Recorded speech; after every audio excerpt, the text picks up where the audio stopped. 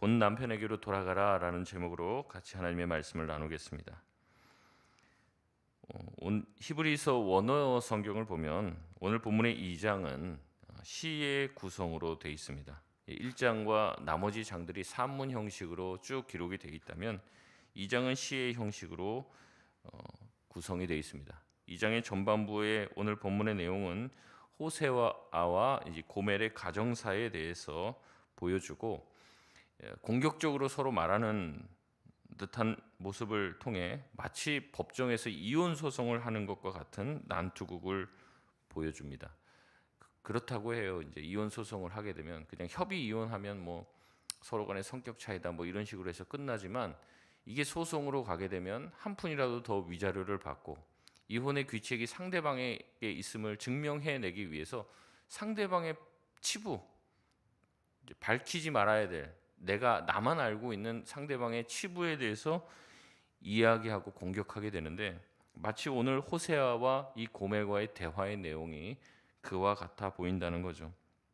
그러면서 호세아의 말인지 하나님께서 이스라엘을 향해서 하시는 말씀인지 분간이 안 될 정도로 이 대화의 내용에 섞여 들어가 있습니다. 그래서 이거는 호세아가 말하는 거다. 이거는 하나님이 말씀하시는 거다. 이게 엄밀히 구별이 안 돼요. 그러니까 지금 1장에서도 얘기했지만 하나님께서 호세아에게 음란한 여인에게 이제 장가를 가라, 이제 결혼을 해라라고 얘기하면서 음란한 자녀들을 낳아라.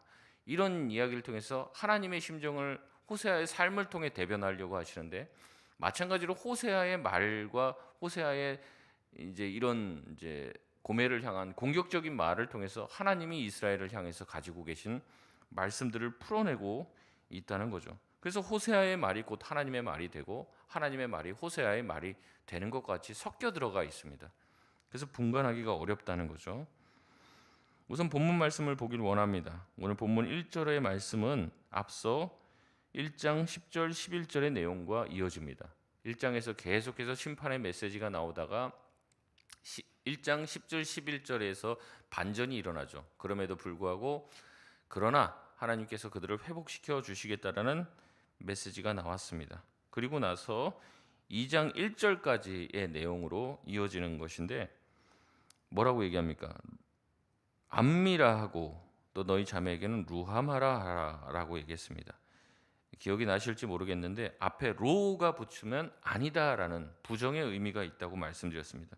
그 로를 뺀 거예요. 원래는 자녀를 낳을 때 로암미라, 로루하마라지라고 했지만 이제는 하나님께서 회복시켜 주시니 암미, 긍휼 없음에서 긍휼 있음으로 또 로루하마, 백성이 아니다에서 백성이다로 주님께서 다시 부르게 하겠다라는 회복의 메시지가 2장 1절까지 단락이 나눠져 있습니다. 그리고 다시 2장 2절부터는 주제가 바뀌며 호세아 또 하나님과 뒤섞여 있다고 얘기를 했습니다. 그 경계가 모호할 정도로 이 결혼 생활의 파탄의 책임을 상대방에게 강하게 묻고 있는 내용입니다. 고멜과의 결혼 생활을 묘사하는데 굉장히 과격하고 공격적입니다. 자기 자녀에게 자기 아내의 치부를 드러내는데 뭐라고 얘기하냐면 이 아내는 너희의 어머니라고 해야지, 너희의 어머니이지 내 아내가 아니다라고 이야기하면 니네 엄마가 뭘 잘못했는 줄 알아? 이렇게 공격을 한다는 거죠. 하지 말아야 될 말까지 퍼붓고 있는 것입니다. 자신의 자녀에게 2절에 말합니다. 너희 어머니와 논쟁하고 논쟁하라. 두 번이나 강력하게 이야기합니다. 너희 어머니의 잘못을 너희가 한번 따져 물어보라는 얘기입니다. 너희 어머니는 내 아내가 아니고 나도 그의 남편이 되지 않겠다라고 이야기합니다. 너희 어머니 때문에 이런 지금 결혼의 파탄인 상태가 됐다는 거예요. 3절에 너희 어머니가 음행을 제하지 않으면 벌거벗길 것이고 내가 분명히 그를 목말라 죽일 것이다. 뭐 그렇게 얘기합니다. 뭐 이혼 정도까지 가면은 그냥 헤어지는 그런 단계가 아니라 정말 상대방을 죽이고 싶을 정도의 분노가 차야지 여기까지 도달하게 된다는 거죠. 이런 상태가 되었다는 겁니다. 이는 호세아의 가정사를 이야기하면서 동시에 하나님과 이스라엘 관계를 묘사하고 있습니다. 여기서 말하는 너희, 자녀로 표현되는 너희는 백성 개개인을 말하는 겁니다. 그리고 너희의 어머니라고 했을 때 어머니는 북이스라엘 나라 전체 국가를 의미하고 있는 것이죠. 너희의 어머니라고 말하는 북이스라엘은 남편 된 하나님을 떠나 우상을 섬겼습니다. 나라 전체가 음행했고 하나님을 떠났기에 하나님과의 결혼 관계는 파탄이 난 것이죠. 아내가 음란과 음행을 저질렀기에 남편은 아내를 버리게 되었습니다. 이 아내는 음란을 버리지 않으면 남편에게 벌어지고 가족에게 버려지게 됩니다. 그러자 음란한 아내의 증언이 등장하는 것이죠. 5절 말씀인데요. 우리 같이 한번 읽겠습니다. 시작. 그들의 어머니는 음행하였고 그들을 임신했던 자는 부끄러운 일을 행하였나니 이는 그가 이르기를 나는 나를 사랑하는 자들을 따르리니 그들이 내 떡과 내 물과 내 양털과 내 삶과 내 기름과 내 술들을 내게 준다 하였음이라. 아멘. 여기서 가장 많이 나오는 단어가 무엇일까요? 이 5절에서 이제 내가 이제 나 자기 자신에 대해서 제일 많이 이야기합니다. 무슨 말입니까? 음란한 아내는 자기중심적이라는 겁니다. 이 음란한 아내는 자기중심적이에요. 그래서 자기를 사랑해 주는 사람을 따르겠다라고 얘기합니다. 근데 남편도 자기를 사랑해 주잖아요. 근데 그 남편의 사랑은 받지 않습니다. 자기가 생각하는 나를 사랑하는 사람을 나는 따라갈 거다. 내 멋대로 내 주도적으로 내 삶을 살아갈 것이다 라고 얘기합니다. 여인을 사랑한다는 그 남자들은 이 여인에게 무엇을 약속했습니까? 내 떡과 내 물과 내 양털과 내 삶과 내 기름과 내 술을 내게 준다고 약속을 했습니다. 그러니까 그 여인은 자기에게 이런 선물들을 주는 여인을 쫓아가는 겁니다.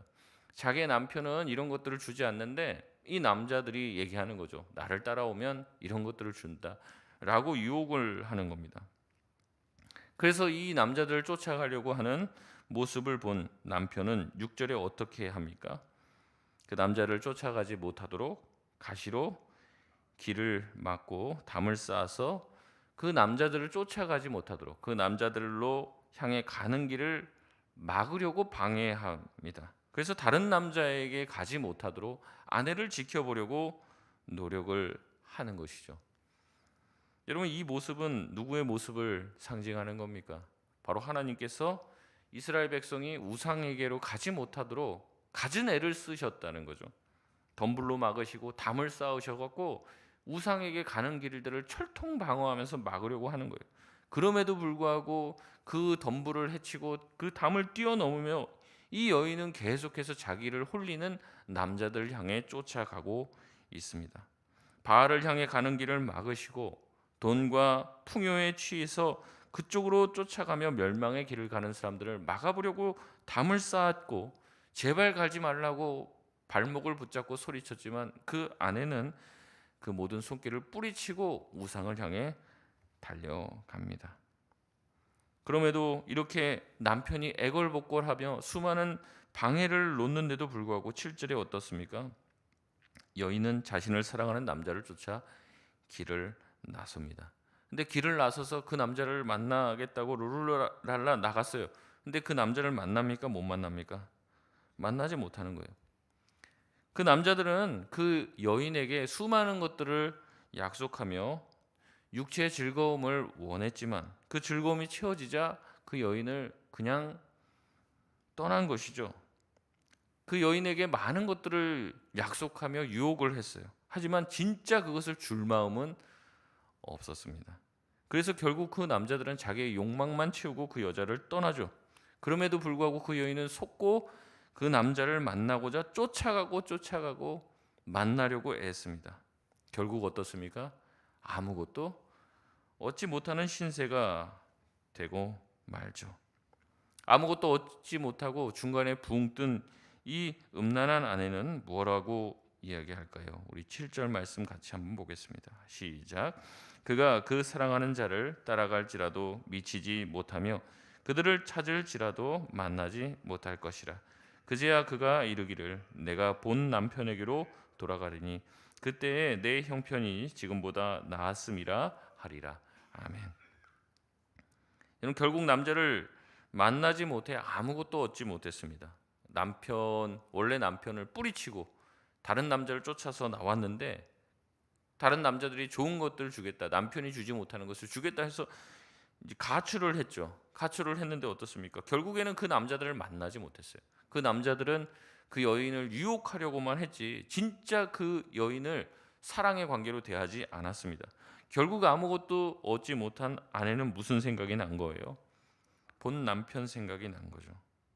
그러면서 뭐라고 얘기합니까? 야, 그때 내가 본 남편에게 있을 때 형편이 지금보다 나았는데, 이러면서 혀를 끌끌 차며 돌아갈 생각을 합니다.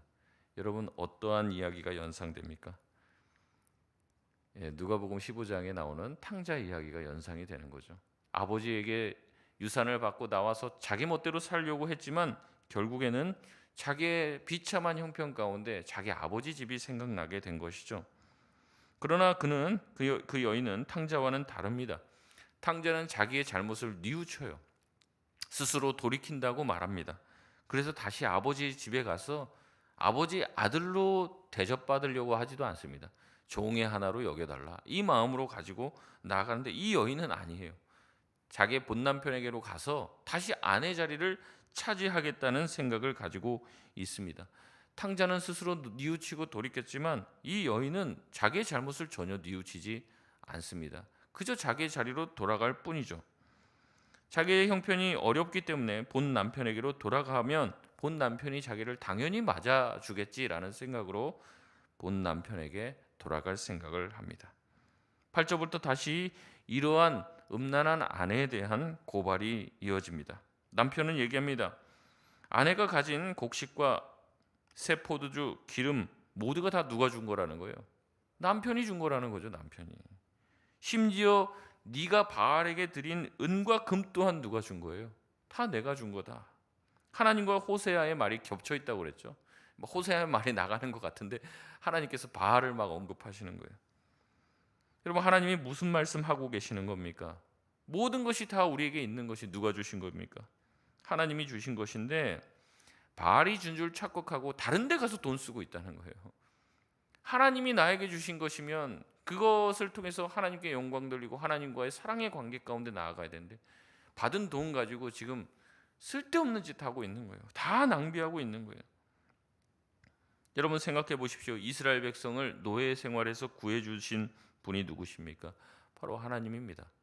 광야에 나가서 아무것도 없는 자들에게 만나와 메추라기를 주시고 물을 주시고 사막에 길을 내시고 강을 내시고, 그래서 40년 동안 먹이시고 가나안 땅을 주신 분도 하나님이십니다. 가나안 땅을 정복하여 땅 없던 자들에게 땅을 주신 분도 하나님이십니다. 모든 것이 다 누가 주신 것입니까? 하나님이 주신 것이죠. 남편 하나님이 주신 것입니다. 그러면 남편에게 고마워해야 되고 감사해야 되고 그 모든 것을 자기에게 준 그 남편 하나님을 사랑해야 되는 것이 마땅한데 엉뚱한 데 가서 엉뚱한 짓을 하고 있는 거예요. 하나님은 분노하십니다. 우리 9절 말씀입니다. 같이 읽겠습니다. 시작. 그러므로 내가 내 곡식을 그것이 익을 계절에 도로 찾으며 내가 내 새 포도주를 그것이 맞들 시기에 도로 찾으며 또 그들의 벌거벗은 몸을 가릴 내 양털과 내 삶을 빼앗으리라. 아멘. 여기서도 가장 많이 등장하는 단어가 뭡니까? 내라는 단어입니다. 이제 하나님, 남편 하나님 되신 그 하나님은 이 여인이 내 것이라고 얘기했던 것이 네 것이 아니라 원래 내 것이었다, 내가 도로 찾겠다라고 말씀하십니다. 너에게 준 내 곡식, 너에게 준 내 새 포도주, 내 양털, 내 삶을 다시 찾아가겠다. 이것은 앞서 5절에 아내가 내 것이라고 했던 표현과 대조를 이룹니다. 우리는 우리가 가지고 있는 것을, 우리가 지금 받은 것을 다 누구 것이라고 생각합니까? 내 것이라고 생각하죠. 근데 하나님이 주장을 하시는 거예요. 소유권을 하나님이 주장하신다고요. 네가 내 것이라고 얘기하는 거 원래 누구 것이라는 거예요? 하나님 것이라는 거죠. 내가 한번 도로 찾을까? 다 찾아가겠다는 거예요. 다 찾아가면 남는 것이 없죠. 자기의 것이라고 주장하니 남편은 기가 차서 원래 자기의 것인 것을 내가 준 것이니 도로 찾겠다고 얘기합니다. 모든 것을 빼앗긴 여인은 10절에 수치를 당합니다. 발가벗겨진 것처럼 되죠. 그러나 건질 사람은 아무도 없습니다. 12절에서 13절에 우상들이, 그 남자들이, 자기를 유혹하는 그 남자들이 줬던 것들은 사랑의 증표가 아니라는 거예요. 마치 몸을 파는 여인에게 줬던 화대와 같이 이 육체적 사랑을 하고 정말 너를 사랑해서 그게 아니라 선물을 준 게 아니라 그 사랑의 대가로 줬던 화대일 뿐이에요. 그럼에도 불구하고 이 여인은 자기를 유혹하는 남자의 이러한 선물들을 마치 사랑인 줄 착각하고 그 남자를 쫓아 헤매고 다니는 겁니다. 이게 마치 이스라엘 백성이 바알을 섬기고 우상을 섬기며 이리저리 헤매는 모습과 똑같다고 얘기하는 거죠. 하나님은 13절에 그들이 바알을 섬긴 날만큼 계수하여 그들을 벌할 것이라고 말씀합니다. 말씀을 맺겠습니다. 우리가 가진 것, 우리에게 주어진 것 누가 주신 것입니까? 하나님께서 주신 것이죠. 이거를 인정하는 것이 굉장히 중요합니다. 우리가 말로는 그렇게 해요. 근데 우리 마음 깊은 곳에는 그래도 내가 노력했고 내가 애썼기 때문에 그렇게 됐다고 생각하는 것이 참 많아요. 근데 노력하고 세상에서 노력하고 애쓴다고 그렇게 되는 법이 없습니다. 얼마나 많은 사람들이 노력하고 애쓰고 수고했지만 한순간에 모든 것을 날려버리는 일들이 얼마나 많은지 몰라요. 사기를 당하고 빼앗기고 억울한 일을 당하죠. 그런데 내가 노력한 만큼 나에게 주어졌고 또 나의 수준과 나의 어떤 노력과 생각보다도 나의 지혜보다도 성실함보다도 더 큰 것이 나에게 주어졌다면 그것은 하나님께서 저와 여러분에게 주신 것입니다. 근데 그것을 내 것이라고 움켜쥐는 순간 하나님께서 저와 여러분에게 주셨던 모든 것들에 대해서 하나님께서 권리 주장하시는 날이 온다는 거예요.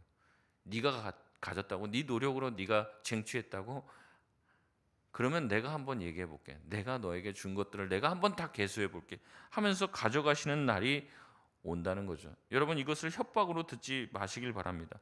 하나님께서 저와 여러분에게 은혜를 주신 이유가 있어요. 하나님께서 저와 여러분에게 재물을 주시고 자녀를 주시고 평안과 가정을 허락해 주셨을 때는 하나님께서 그것을 그냥 주신 게 아니에요. 거저 주신 게 아니라는 거죠. 이유가 있어서 주신 겁니다. 이유가. 무슨 이유가 있냐? 줬다가 뺏으려고 뭐 그렇게 주시고 그런 게 아니라 이제 선물을 주는 거예요. 사랑하는 하나님의 백성, 하나님의 자녀에게 선물을 주는 거예요. 근데 선물 주는 것 자체가 의미가 있는 게 아니라 선물을 줌으로써 저와 여러분과 하나님과 사랑의 관계를 맺고 싶은 거예요. 그렇잖아요. 부모가 자녀들에게 선물을 주고 생일 선물 주고 여러 가지 아이들이 원하는 것을 사주는 이유가 뭡니까? 부모가 그만큼 사랑하다는 것을, 내가 너를 사랑한다는 걸 자녀가 느끼고 아빠 엄마 사랑해요, 내가 이렇게 사랑을 받으니까 참 좋네요, 이런 것을 느끼길 원하는 거지. 다른 것을 이걸 줬으니까 너가 나중에 뭘 어떻게 갚아, 이런 거래 관계로 보지는 않잖아요. 하나님도 똑같습니다. 저와 여러분에게 하나님이 많은 것들을 허락해 주셨는데 그것을 주신 이유는 하나님께서 이렇게 사랑이 많은 분이고 우리를 사랑한다라는 것을 우리가 느끼고 하나님에게 사랑으로 반응하기를 원하셔서 주는 거예요. 그런데 하나님께서 우리에게 선물을 주시고 우리에게 원하시는 것은 그 사랑의 마음인데 우리가 하나님을 사랑하지 않고 우상을 사랑하고 세상을 사랑하고, 그러면 하나님이 어떠한 마음을 느끼시는 겁니까? 배신감을 느끼는 거죠. 마치 아무것도 없는 여자를 데리고 와서 그 여인에게 모든 것을 다 쏟아부어서 머리부터 발끝까지 다 새로 만들었어요. 새로 옷을 입히고 가진 것도 하나 없는 여인을 데리고 와서 머리부터 발끝까지 다 새롭게 해주고 가락지를 껴주고 모든 것을 다 해줬단 말이에요. 근데 그 여자가 다 봤더니 이거 다 내 거네 그러면서 자기 좋아하는 다른 남자를 만나러 갔을 때 그 배신감이 어떻겠냐는 거예요. 하나님이 느끼시는 마음이 그런 것입니다. 하나님이 우리에게 주신 수많은 것들은 아무 의도 없이 주신 것이 아닙니다. 우리에게 주시며 우리에게 사랑을 원하시는 거죠. 그런데 우리가 하나님께 받을 것 다 받고 하나님을 떠난다면 하나님이 그것을 주실 이유가 무엇이 있겠습니까? 하나님은 우리에게 네가 만약에 그런 식으로 반응한다면 그것을 내가 뺏겠다, 다시 내가 나의 것을 찾겠다라고 말씀하고 있는 것입니다. 여러분, 이스라엘의 상황이 어떻다고 했습니까? 지금 굉장히 풍요로운 상황이라고 그랬어요. 넘치는 은혜의 시간들, 풍요의 시간, 정말 이 솔로몬의 시대에 필적할 만한 그런 풍요의 시대였어요. 그럴 때 하나님께서 주신 은혜에 대해서 감사해야 되는데 하나님을 떠났습니다. 하나님은 그것을 다시 찾고 너희가 돌 위에 돌 하나도 남지 않게 만들겠다 말씀하시는 겁니다. 하나님을 인정하시길 바랍니다. 하나님께서 주신 것들을 기억하며 하나님을 사랑하시길 바랍니다. 하나님이 우리를 사랑해 주시는 그 방식에 대해서 마땅히 하나님을 사랑하고 하나님께 감사하며 살아가는 저와 여러분 되시길 바랍니다. 우리 시간 기도하겠습니다.